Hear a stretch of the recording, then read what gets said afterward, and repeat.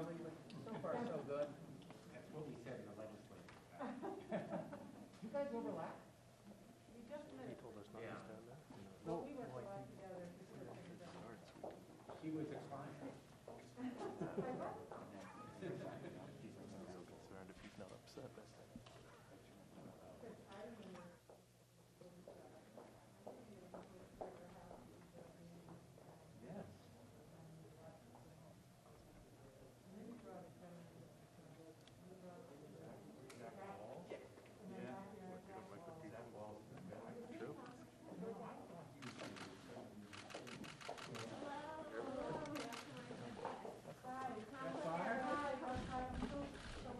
I'm very happy to meet you, and I'm looking forward to our conversation. I've been hearing all about you. Yeah. And Vanessa's wearing the green pink. Yes, the sign that makes school. Thank you so very much. I really look forward. And we've been talking, Senator in particular, and telling you about all of your work. We brag Thank about you. it all the time. Yes. Oh, Miguel.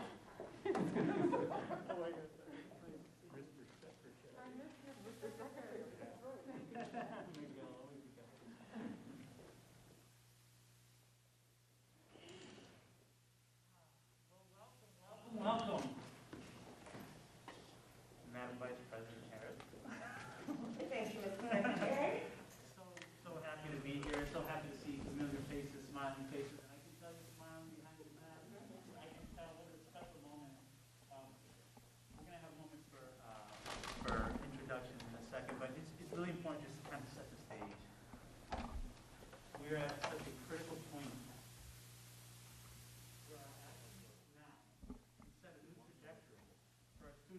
experiencing poverty. It's almost like a reset button.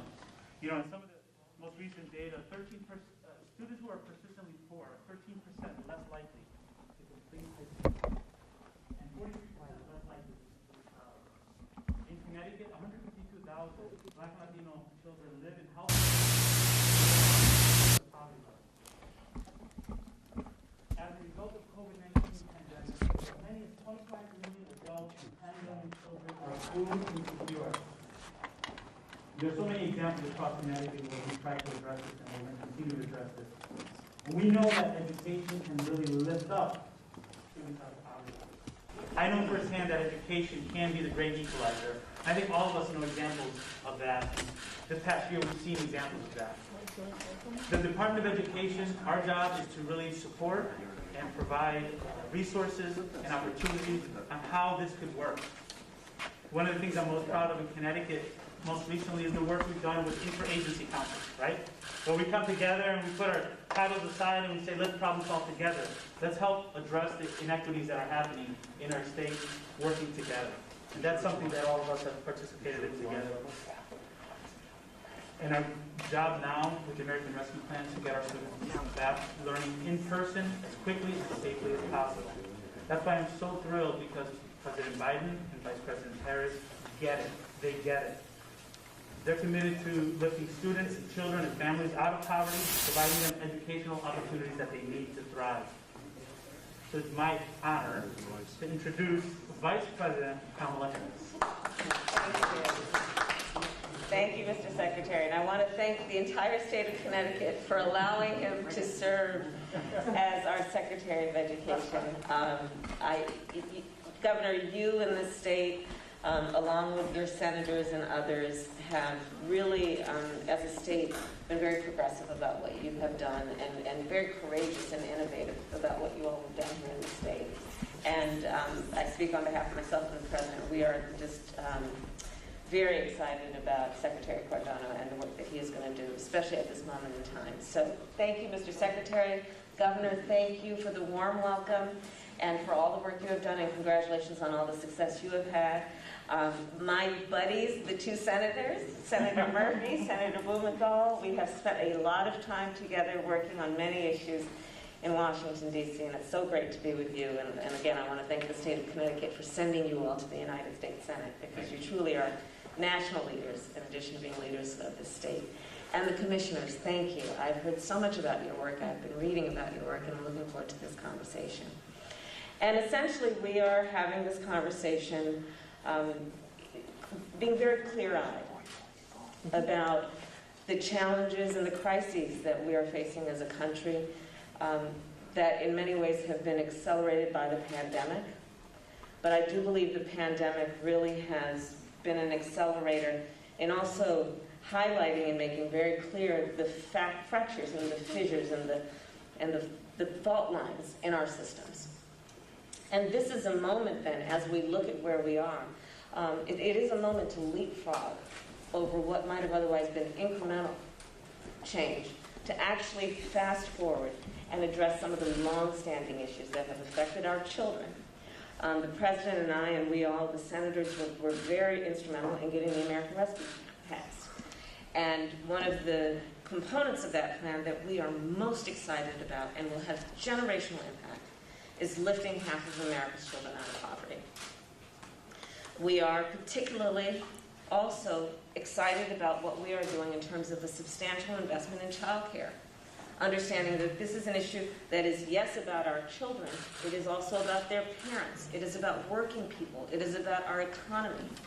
The connections between child care and all of these other systems are so direct. And we also about the investment that we're putting in our public schools, K through 12. Understanding that our educators, everyone in the educational ecosystem, including parents and students, deserve to have that infusion of resources to address the harm and the damage from the pandemic, but again, also a recent history of inadequately funding our public schools. And so this is some of the work that we are excited about.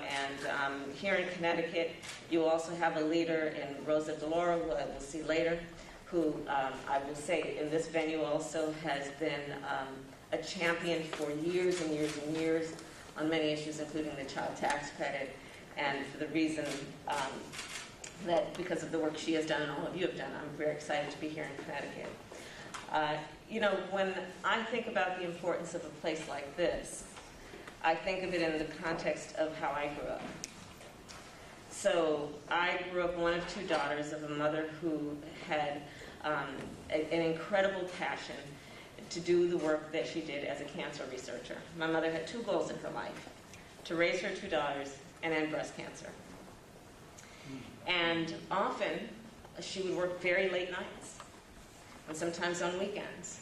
And when she did, we would walk 2 houses down to Mrs. Regina Shelton, who was a second mother to us. And in fact, Ms. Shelton ran and it was her daycare center, and we lived on top of it in the apartment upstairs.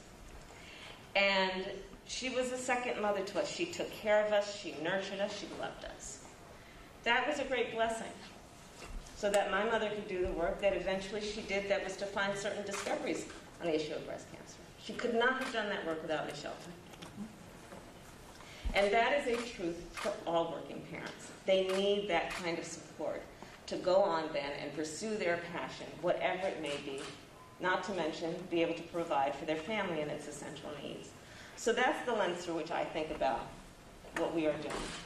And then in the context of what we must do to not only support our parents, but support the infrastructure around them. So as we each present, I would ask that, in particular here in Connecticut and for the educators, but everyone, let's talk a little bit about what you have seen over the course of the last year in terms of the resources that have been available and those that have not been available, and what you see as being some of the lingering effects that we need to address in Washington. I'm also interested in knowing how you are measuring and how you are anticipating what we must address in terms of the mental health impact of this last year, not to mention the mental health impact of poverty. Because let us be clear, poverty is trauma-inducing. And so how we are thinking about the entire ecosystem around issues like alleviating poverty and addressing the effects of poverty on our children. And with that, I'm going to return the mic to the Secretary, and let's begin our discussion. That's inspiring. So we're going to have a great conversation. What I'm going to do now is I'm going to transition kind of to just a quick, we're going to give about a minute for each person to just introduce themselves. You know who you are. We're family here. But just who you are and why this